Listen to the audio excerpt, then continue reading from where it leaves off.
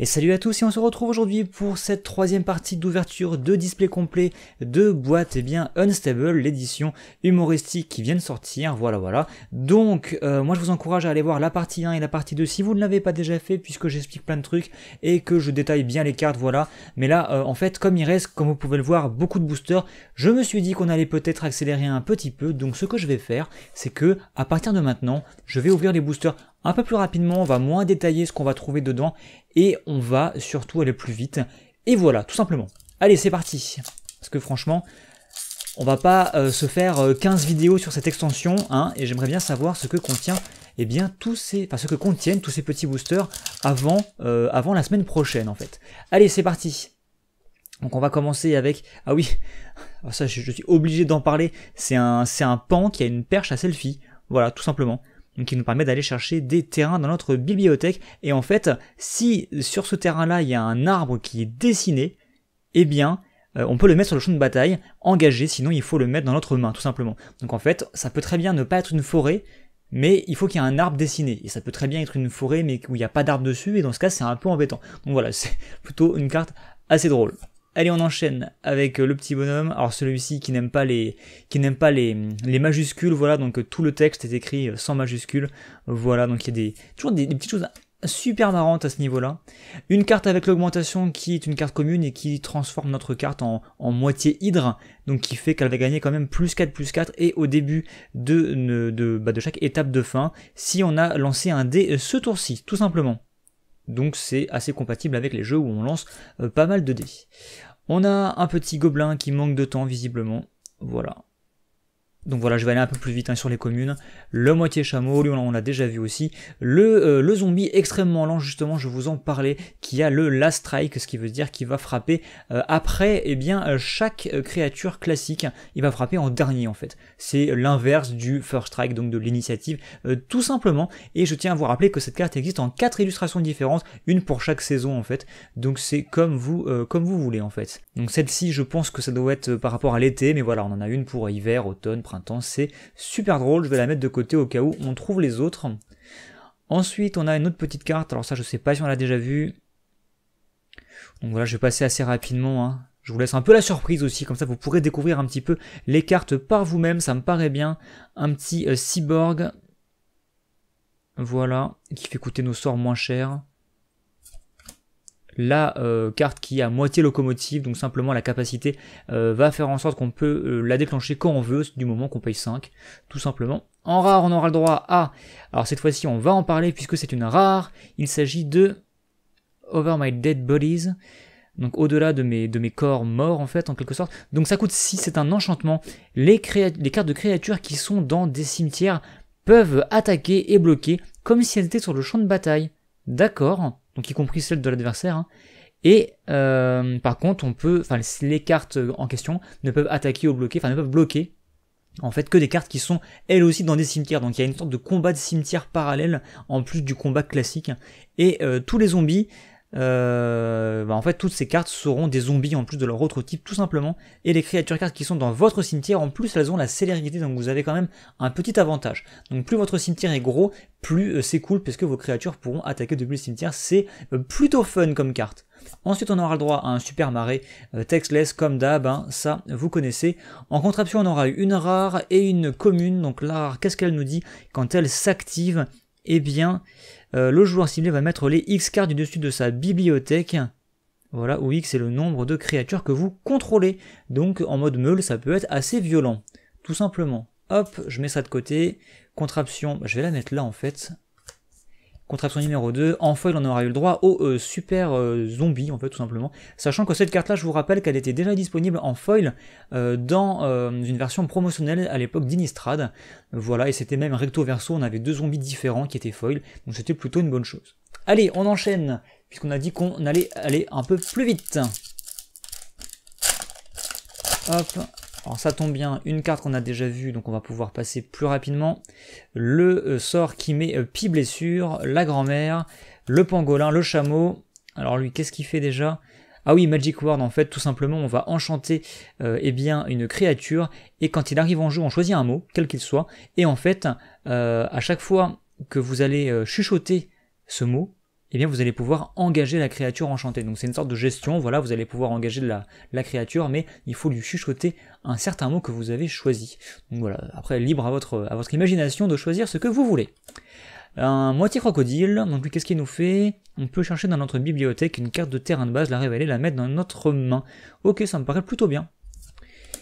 On a aussi une machine gnome, on l'avait déjà vu il me semble. On a la secret base, alors on avait déjà pioché la secret base d'une guilde. Donc là on a d'une autre guilde, et je vais éviter de me spoiler. Voilà, donc c'est exactement la même carte, un même numéro, même effet, mais comme elle n'a pas le même watermark, l'effet change en fin de compte. Donc c'est un peu ça le délire, hein. Donc c'est cool. Ensuite, on a le bâton de la lettre, du mage à la lettre visiblement. Donc pour 3, et quand il arrive sur le champ de bataille, on choisit une, consonant, ça doit être une consonne, qui n'est pas N, R, S ou T, donc parce qu'elle serait trop commune en fait, et tout simplement, à chaque fois qu'un joueur joue un sort, on gagne un point de vie à chaque fois que la lettre en question apparaît, tout simplement. Voilà, donc ça peut nous faire gagner quelques points de vie, pourquoi pas. Ensuite, on a un gobelin qui visiblement balance des marteaux, donc il coûte 4, c'est une 0-0. Quand il arrive en jeu, on lance un dé, il a autant de marqueurs +1/+1 que le résultat du dé, ça me paraît classique. Et à chaque fois qu'on va lancer un dé, en fait, on va remodifier sa force, on va lui retirer ses marqueurs +1/+1 et lui remettre le nouveau montant de force et d'endurance qu'il est censé avoir. Donc c'est plutôt fun, voilà. Hop, à nouveau la locomotive en unco. En rare, on aura le droit à... Ineffable Blessing, donc pour 2 en enchantement. Quand il arrive sur le champ de bataille, on choisit un artiste, très bien, et à chaque fois qu'une créature qui a été dessinée par cet artiste-là en question arrive sur le champ de bataille sous votre contrôle, vous piochez une carte. Donc si vous avez un artiste favori, eh bien vous pouvez vous arranger pour jouer cette carte-là et donc avoir un deck qui vous fait piocher une carte à chaque fois que vous posez une créature, ça peut être vraiment cool. Donc ça c'est bien. Donc la rare ici, on a une montagne textless, ça me paraît logique. On a eu 2 petites communes contre-options, donc je vais passer assez rapidement, voilà. On a un jeton vampire avec le vol qui est foil. Alors où j'ai mis les contraptions ici, et donc c'est un jeton donc qui n'est pas propre à Unstable, donc on a une superbe illustration full art derrière, donc ça c'est plutôt cool. Allez, on enchaîne. Alors il y a une question que je me posais par contre, c'est les terrains textless foil, parce que j'ai cru comprendre qu'ils étaient plutôt rares et qu'ils étaient un peu hors de prix. Donc je me demande en fait quels sont les ratios, je me demande même si on va en piocher ne serait-ce qu'un seul dans cette boîte, je le souhaite. Alors je vais essayer, je sais pas pourquoi je fais ça en fait, alors que je pourrais tout simplement faire ça, voilà. On a un petit éphémère qui nous dit qu'une personne en dehors de la partie va choisir une créature attaquante ou bloqueuse ciblée, et ce joueur va devoir, qu'un adversaire contrôle, et ce joueur devra sacrifier cette créature, donc ça me paraît plutôt une bonne carte, plutôt fort, une petite gestion très sympathique. On enchaîne avec le petit rat, voilà, un petit rituel qui dit que on va assembler un appareil, tout simplement, ça me paraît plutôt classique. Lui on l'a déjà vu, le kangourou, voilà, donc je passe assez rapidement sur les communes. Désormais, on va reprendre avec les unco.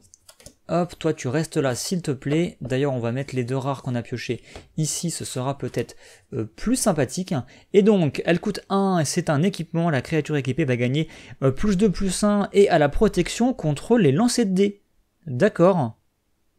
Tout simplement, donc n'importe quoi qui ferait en sorte qu'on lance un lancer de dés ne pourra pas bloquer, cibler, etc. Donc en fait il a la protection contre ce qui lance des dés visiblement. Donc ça me paraît un peu bizarre, mais pourquoi pas. Voilà.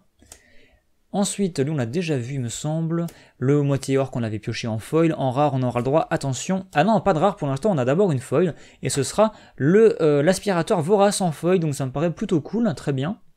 Cette fois-ci, la rare, on aura le droit à hotfix, donc je ne saurais pas vous dire comment traduire ça en français, c'est en gros une réparation chaude, je dirais, voilà. Donc bref, ça coûte quand même 6, c'est un rituel, et vous avez 10 secondes au moment où vous le jouez, et au moment où le sort se résout, vous avez 10 secondes pour regarder et réarranger en fait les cartes de votre bibliothèque. Et à la fin de ces 10 secondes, si vous êtes encore en train de toucher certaines cartes, eh bien vous avez perdu et vous devez remélanger votre bibliothèque. Donc en gros, Vous pouvez vraiment réarranger votre bibliothèque, vous remettre toutes vos cartes rares au-dessus, les terrains dont vous avez besoin, ou vous n'avez pas besoin, vous les mettez en dessous, ce que vous voulez, mais vous avez 10 secondes. Et si au-delà de 10 secondes vous n'avez pas fini, vous êtes encore en train de toucher votre bibliothèque, et ben en fait vous remélangez la bibliothèque, donc en gros tout ça n'aura servi à rien. Donc c'est une carte vraiment très fun, ça me paraît plutôt sympathique. Donc je pense que c'est ça, c'est un peu une réparation, enfin ouais c'est ça fixe, c'est un peu une réparation, un réarrangement, mais assez rapide, voilà, on le fait un peu à l'arrache, et il faut absolument que ce soit fait dans les temps. Allez, on enchaîne avec une superbe plaine, avec 2 contraptions encore une fois, une petite unco et une petite commune. Alors celle-ci nous dit quoi déjà? Quand on la crank, on va mettre 2 marqueurs de +1/+1 sur une créature ciblée, voilà. En fait, toutes ces contraptions n'ont pas forcément des effets, ont pas forcément des effets très loufoques en fait. C'est des cartes qui pourraient carrément exister dans de vraies extensions, je trouve. On a un top tier artefact 1/1 avec le vol qui a l'air d'être bleu, on dirait. Et voilà, donc ça c'est une carte existante visiblement. Donc peut-être des jetons qui étaient produits par certaines cartes de l'extension Alara, ça me paraît pas déconnant. Allez, on enchaîne. Et la foil, effectivement, je pourrais même la mettre ici. Donc on va mettre ça, on va empiler un peu, qu'on puisse un peu tout voir ce qu'on ouvre à l'écran, ça me paraît plutôt une bonne idée. Allez, on enchaîne, donc là je vais passer vraiment plus rapidement sur les communes. Alors voilà, justement, cette commune-là, je voulais vous en parler, puisqu'on l'a pioché en tout début. La même carte, comme vous pouvez le voir, mais avec une illustration complètement différente, alors que c'est la même carte. Hein. Tout simplement une bête donc in-show, donc une bête qu'on affiche en fait en spectacle ou en présentation, mais c'est pas la même, voilà. Donc là c'était une espèce de gros mouton, et là c'est plus une sorte de dinosaure alien, voilà. Donc pourquoi pas, il y a encore une fois pas mal de choses comme celle-ci. Le Killbot, pareil, elle existe en plusieurs versions, avec des textes d'ambiance différents, donc c'est cool. Ensuite, on a une soucoupe volante, alors Skull Saucer, celui qui met de la sauce sur le crâne visiblement, c'est un peu dégueulasse. Donc pour 6, on a une 4/1 avec le vol. Quand il arrive en jeu, on peut détruire une créature ciblée, et on va mettre votre tête sur la table, et vous le sacrifiez lorsque votre tête arrête de toucher la table. Quoi? Ça n'a aucun sens. Donc pour 6, on a une 4/1 qui vole, qui peut casser une créature quand elle arrive en jeu, mais après vous devez laisser votre tête sur la table, sinon ça sacrifie la créature. Ouais, ok, très bien, très bien. Donc un petit artefact qui fait des petites choses diverses et variées. Voilà, donc je passe, on l'a peut-être déjà vu en plus. Spy Eye, donc un œil espion. Pour 4, on a une 1/3, d'ailleurs c'est Spy Eye et il est Eye Spy, quoi, c'est n'importe quoi. Donc pour 4, on a une 1/3 vol, et quand elle inflige des dommages à votre adversaire, vous pouvez piocher une carte dans la bibliothèque de ce joueur. Très bien, carrément. Vous piochez une carte, mais dans sa bibliothèque. Pourquoi pas? En rare, on aura eu le droit à la fameuse machine qui vous permet de créer des jetons de 2 pour 2, mais en fait vous devez représenter ces jetons avec votre main en mode comme ça en fait, comme illustré sur l'image. Et si vous arrêtez de représenter ces jetons avec votre main comme ça, ces jetons cessent d'exister. Donc c'est pas ouf, mais c'est pas forcément super fun à jouer en plus, donc Mwerf, voilà, rare, pas forcément folle je trouve. Une forêt textless, une rare foil, voilà, une rare foil, c'est bien ça. Donc Better Than One, qui est super marrante, en fait ça coûte 2, vous la jouez, et tout simplement vous prenez une personne qui est pas du tout en train de jouer à votre partie, et vous la faites asseoir à côté de vous, et en fait vous lui donnez une partie de votre main, une partie de votre bibliothèque, et voilà, c'est un coéquipier pour la partie, et maintenant vous jouez à 2 contre 1, et c'est juste ça. Donc c'est une carte vraiment super marrante, et en foil, comme ça on se fait plaisir, une petite rare foil. Et dans ce même booster on aura une rare en contraption, donc en fait on aura eu 3 rares, je vais la mettre ici quand même, on aura eu 3 rares dans le même booster, ça me paraît cool. Donc celle-ci c'est Record Store, donc un magasin visiblement. Alors, à chaque fois que vous l'activez, tout simplement, vous regardez les X cartes du dessus de votre bibliothèque, où X est le nombre d'artefacts que vous contrôlez, vous mettez l'une de ces cartes dans votre main, le reste en dessous de votre bibliothèque. Très bien. Donc une sorte de pioche améliorée en quelque sorte, quoi. Donc c'est plutôt cool. Les contraptions, on les met là. Un jeton esprit, donc encore une fois des jetons qui sont pas dunstable. On n'a pas pioché de jetons qui viennent dunstable pour l'instant. D'après ce que j'ai compris, c'est à peu près un jeton sur 2. Un jeton sur 2 c'est un jeton unstable, et un jeton sur 2 c'est un jeton pas unstable. Donc voilà, il faut voir si on a de la chance. Donc je passe les communes encore une fois, voilà, cette fois-ci on va aller plus vite. Et donc on va se remettre directement sur les Unco avec l'élémental de poubelle, tout simplement. et elle est plutôt sympathique, c'est une 3-3 pour 5 qui a la cascade. Donc en gros vous allez pouvoir aller chercher dans votre bibliothèque en révélant les cartes du dessus, une carte qui coûte moins cher et la jouer gratuitement, qui coûte moins cher que 5, hein, donc c'est plutôt bien. Et quand elle arrive en jeu, on va lancer un dé, donc un dé à 6 faces encore une fois, et en fait il va donner autant de blessures que le résultat eh bien, à un adversaire, donc c'est plutôt fort, ça me paraît être une carte vraiment solide. On enchaîne avec le petit grilleur qu'on avait déjà vu, un autre chevalier qu'on avait déjà vu aussi, il me semble. En rare, on aura le droit à le Clocknapper, donc celui qui kidnappe des horloges, je suppose. Donc pour 5, une 2-2, quand elle arrive en jeu, on choisit une phase en fait, donc ou bien phase de début, phase principale, pré-combat, phase de combat, phase de principale après combat ou la phase de fin. Donc voilà, donc on choisit une phase tout simplement et on vole cette phase au joueur ciblé durant son prochain tour. Très bien, donc en gros, si eh bien, vous choisissez phase de combat et que vous la posez comme ça, eh bien, la prochaine phase de combat de votre adversaire, eh bien, en fait ce sera une phase de combat pour vous, tout bêtement, à la place d'être une phase de combat pour lui. Donc c'est un peu spécial comme effet, mais ça peut être très fort, vous pouvez carrément lui voler une phase principale, ça me paraît plutôt bien. Voilà, donc une rare très correcte à mon avis. Une île, ça c'est cool. En contraption, on a eu 2 contraptions. Alors ça c'est plutôt marrant, c'est vous savez le jeu en fait avec le maillet et les trucs qui sortent et qu'il faut écraser, mais avec des bombes, tout va bien. Donc en gros, quand vous la crankez, vous lancez eh bien 2 dés à 6 faces, et tout simplement ça va coller autant de blessures à la créature ciblée que la différence entre les deux. Ok, c'est pas ouf, enfin c'est pas ouf, ça peut faire des choses quoi, voilà. Au mieux ça fait 5 blessures, pourquoi pas. On aura eu un jeton ange, encore une fois, foil, avec la version full art derrière, tout bêtement. Allez, on continue. Ah là là, il y a beaucoup de boosters dans cette boîte quand même, je me rends compte qu'on va pas assez vite. Allez, c'est parti. Les communes, on passe ça. Encore une secret base, mais encore une fois, une secret base différente de ce qu'on a déjà pioché. En unco, on aura le droit à le Sneak Dispatcher. C'est une 2-1 pour 2, un espion. Quand vous payez 2, vous l'engagez, vous pouvez regarder la carte du dessus de la bibliothèque du joueur ciblé, tout simplement.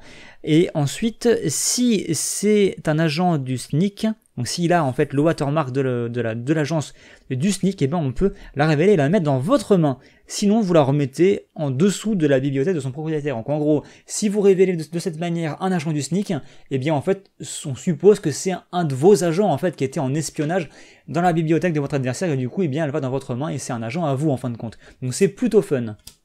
Ensuite, Hammerfest, tout simplement la fête des marteaux, donc pour 5 en enchantement, à chaque fois que vous allez lancer un sort avec justement le watermark des gobelins explosifs, et bien tout simplement ça va coller 2 blessures à une créature ou un joueur. Très bien, ça me paraît plutôt sympathique.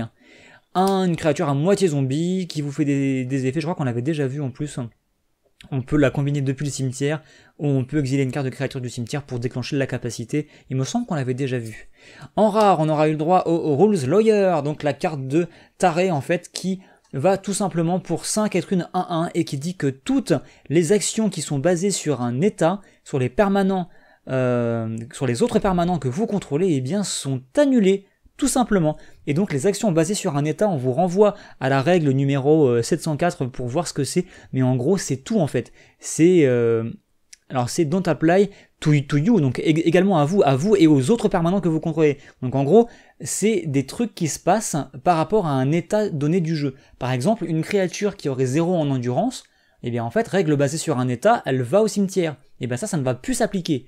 Par exemple, vous n'avez plus de cartes dans votre bibliothèque, règle basée sur un état, vous êtes censé perdre la partie, vous ne perdez pas la partie. Si vous avez des points de vie négatifs, pareil, vous ne perdez pas la partie de cette manière-là. Donc c'est complètement bizarre. Si une créature devait mourir, elle ne meurt pas. Voilà, enfin c'est très très complexe comme règle. Je vous invite à tout lire en fait et à aller voir la fameuse règle, mais ça pose des problèmes de cohérence dans le jeu complètement débiles. Mais la carte justement, elle est plutôt intéressante à ce niveau-là. Donc c'est plutôt fun et on comprend bien pourquoi une telle capacité ne pourrait pas exister dans le vrai jeu, ce serait complètement fou en fait, tout simplement. Voilà, en tout cas, carte très intéressante.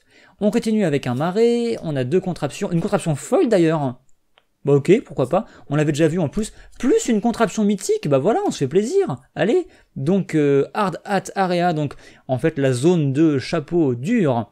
Et ça dit que quand on va l'activer, on va lancer 2d6 et on va assembler un nombre de contraptions égal à la différence. Ah, ça c'est déjà beaucoup plus intéressant. On va assembler la masse de contraptions, donc on a intérêt à avoir un deck de contraptions assez élevé pour pouvoir bénéficier de l'effet de cette carte-là. Sinon on va manquer de cartes tout simplement. Ensuite, donc ça je vais la mettre là quand même parce que c'est quand même une mythique. On a une autre contraption et un petit gnome. Donc cette fois-ci c'est bien un jeton qui nous vient de Unstable. Donc c'est un petit gnome 1-1 qui est tout mignon en plus, donc c'est cool. Allez, on enchaîne. Je pense qu'on va finir la moitié de cette boîte là. Ah, il faut quand même qu'on avance, il y a tellement de cartes, il faut quand même qu'on avance. Allez, c'est parti. Qu'on n'est même pas à la moitié en fait. Ah voilà, le zombie extrêmement lent, mais cette fois-ci en version printemps. En fait, on peut considérer que du coup, il met des années à arriver, et c'est pour ça en fait que on le voit représenter avec différentes saisons. Allez, ou alors en fait, il est figé sur place et le temps passe et lui il ne bouge pas tout simplement. On a le truc avec les écureuils, on l'avait déjà vu, il me semble. On a un petit vampire. Ah c'est bien, c'est Old Fashioned Vampire, ou Vampire plutôt. Donc en gros c'est un vampire, mais old school, qui pour 5 est une 3-3 avec le vol, et il gagne plus de +2, et a le contact mortel, tant qu'il fait sombre dehors en fait, tout simplement. Donc si vous jouez la nuit, mais en fait, il se sent un petit peu chez lui, un petit peu dans son élément, et donc il a de gros bonus. Quand même, il a quand même, ça devient une 5-5 vol, contact mortel, ce qui est vraiment cool. Mais il faut jouer la nuit, sinon ça ne marche pas. Demi-écureuil qui est vachement cool et d'ailleurs qui est source d'une combo infinie si je ne dis pas de bêtises puisqu'en fait son effet va se déclencher à chaque fois qu'une créature non jeton arrive en jeu, tout bêtement, et il est tout choupi. Voilà, par contre il vous fait baisser d'1 la force tellement il est choupi. Voilà, c'est un petit malus. On aura eu une petite commune foil, donc je m'étais un peu spoilé, je l'avais vu arriver en fait. En termes de rares, on aura eu la fusée angélique, donc tout simplement une 4-4 vol, et on peut détruire un permanent non-terrain. C'est ultra violent, après elle coûte 8, hein, mais c'est extrêmement violent, donc on a très envie de l'augmenter. Par exemple, bah pourquoi pas avec notre superbe écureuil, donc on a un mi-écureuil, mi-fusée tout simplement, et dès qu'une créature va arriver en jeu sous votre contrôle, on peut casser un permanent, ça peut être très fort. Voilà, donc super petit ange. Ensuite, on a une montagne, on a une contraption, bah tiens, vu qu'on parle de missile, on a encore un missile, donc missile avec tampon au fer rouge visiblement. Ah non, c'est targeting, donc c'est avec une cible, très bien. Donc quand vous l'activez, eh bien la créature ciblée va devoir bloquer ce tour-ci, forcément, si elle le peut. Très bien, pourquoi pas. Ensuite, donc contraption on va mettre là, et on aura eu un petit jeton moulin, donc une contraption encore une fois, qui est un jeton unstable. Allez, on enchaîne. On enchaîne. Il y a vraiment beaucoup de cartes, c'est quand même assez hallucinant. On enchaîne avec une hydre, hop, ça, voilà, on passe vite. Alors lui on l'avait déjà vu, lui on l'avait pas vu. Il coûte 3, c'est une 2-2, il nous ajoute... Alors déjà c'est un fan, enfin dire c'est voilà, c'est le fan ou la biche ou le cerf, voilà, c'est un peu ce type d'animal. Oiseau, singe et druide, voilà, donc à peu près tous les types de créatures. Vous allez l'engager, ajouter un mana à votre réserve, un mana vert, pour chaque Crossbreed Labs Watermark parmi les permanents que vous contrôlez, donc c'est ça en fait le Watermark, donc ça peut vous faire du rang passé violent, donc c'est cool. Lui on l'avait déjà vu aussi. Une mythique, le grand Calcutron. Donc encore une fois un artefact légendaire qui est issu de la même guilde en fait que le Rules Lawyer, voilà, donc en fait avec des effets très compliqués. Donc qu'est-ce qu'il nous dit? Alors, quand il arrive en jeu, chaque joueur devient un programme. Enfin, la main de chaque joueur, ah oui c'est ça, la main de chaque joueur devient un programme en fait. Donc en fait on va devoir donc une ligne ordonnée de cartes révélées tout simplement. Et en fait on ne peut jouer que la carte qui est en première position sur le programme. En fait, nos mains deviennent des sortes de piles et il faut jouer les cartes dans l'ordre comme un programme, tout simplement. Et si une carte devait être mise dans la main d'un joueur, eh bien, elle va tout simplement se mettre n'importe où. Alors, ce joueur va révéler cette carte-là et va la mettre n'importe où dans son programme, tout simplement. Donc, il peut quand même choisir où est-ce qu'il la met, au début, au milieu, à la fin. Et au début de l'étape de fin de chaque joueur, et bien si ce joueur a exactement à moins de 5 cartes en fait dans son programme, il va piocher autant de cartes pour remonter à 5. Voilà, donc pas sûr que ce soit ultra avantageux, Mais ça peut faire des choses. Mais en tout cas, c'est plutôt rigolo comme carte. Mais encore une fois, je me demande si c'est vraiment très utile, si ça apporte quelque chose vraiment en termes de jeu, si ce n'est le fait que ça va être un peu différent de jouer les cartes de notre main. On aura une super plaine, on a 2 contraptions, et on a... Ah yes, je le voulais celle-ci, c'est le jeton dragon qui est issu de la carte Donjons et Dragons qui est disponible dans cette extension-là, mais qui était aussi une carte promotionnelle à la dernière Comic Con, et elle est marrante puisque c'est un jeton dragon 4/4 vol, mais un jeton doré.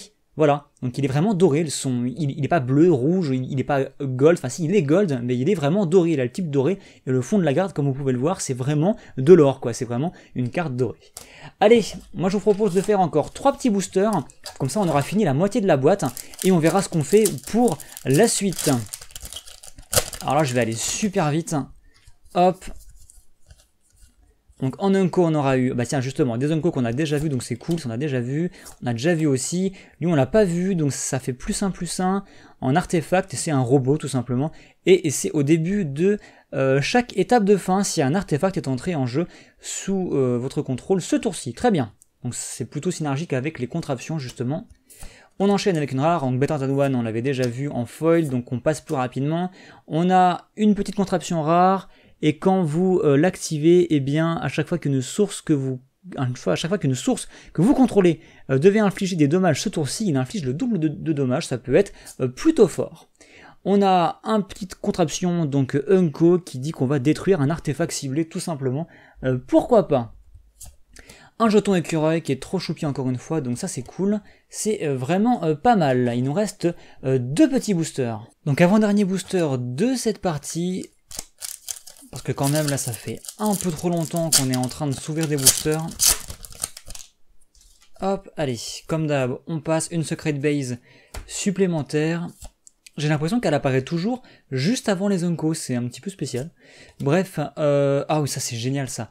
Donc le fauteuil en fait, mais entièrement normal, il est absolument normal.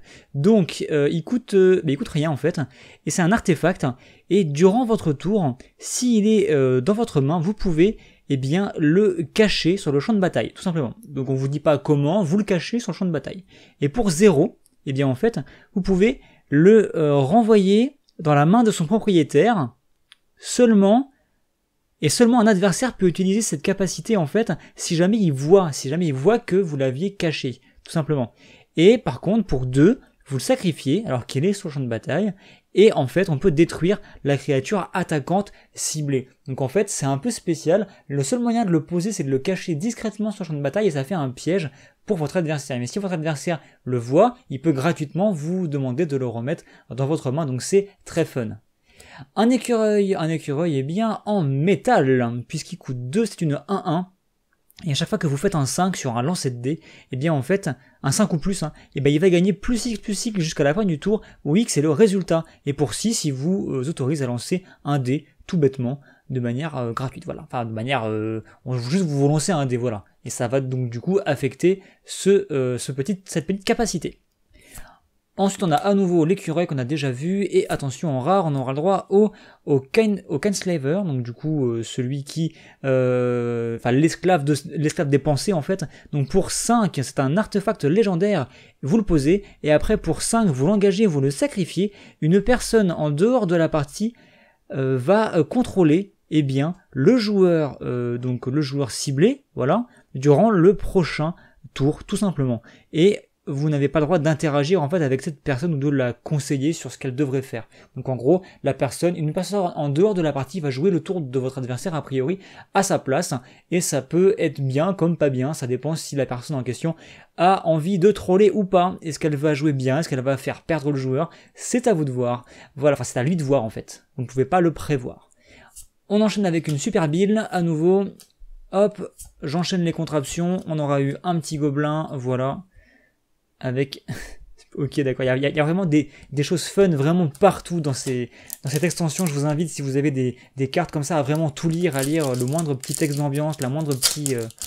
le verso des cartes, tout est intéressant à lire, tout est drôle et bien pensé. Voilà, donc on enchaîne avec le booster suivant, qui nous offrira encore une fois le Target Minotaur, mais avec une autre variante. Ça on l'a déjà vu, ça on l'a déjà vu aussi, ça on l'a pas vu. Clever combo, d'accord. C'est un peu flippant. Donc pour 2, c'est un rituel. On peut chercher dans votre bibliothèque pour une carte d'hôte et une carte avec l'augmentation, les révéler, les mettre dans votre main. Très bien, c'est un tuteur à augmentation, pourquoi pas. En rare, on aura le droit à X qu'on avait déjà vu. Un superbe marais, encore une fois, textless. Une contraption donc rare qui est la guest list, donc la liste des invités. Et qui nous dit qu'à chaque fois que vous bien l'activez, la créature ciblée va gagner moins X jusqu'à la fin du tour. Oui, c'est le nombre de cartes de créatures que dans le cimetière du joueur en question. D'accord, très bien. Donc pourquoi pas, ça peut faire assez mal. Hop, et en jeton, on aura eu à nouveau un petit Brainiac. Voilà, donc c'est tout en fait. On vous rappelle les teams, ça c'est plutôt cool.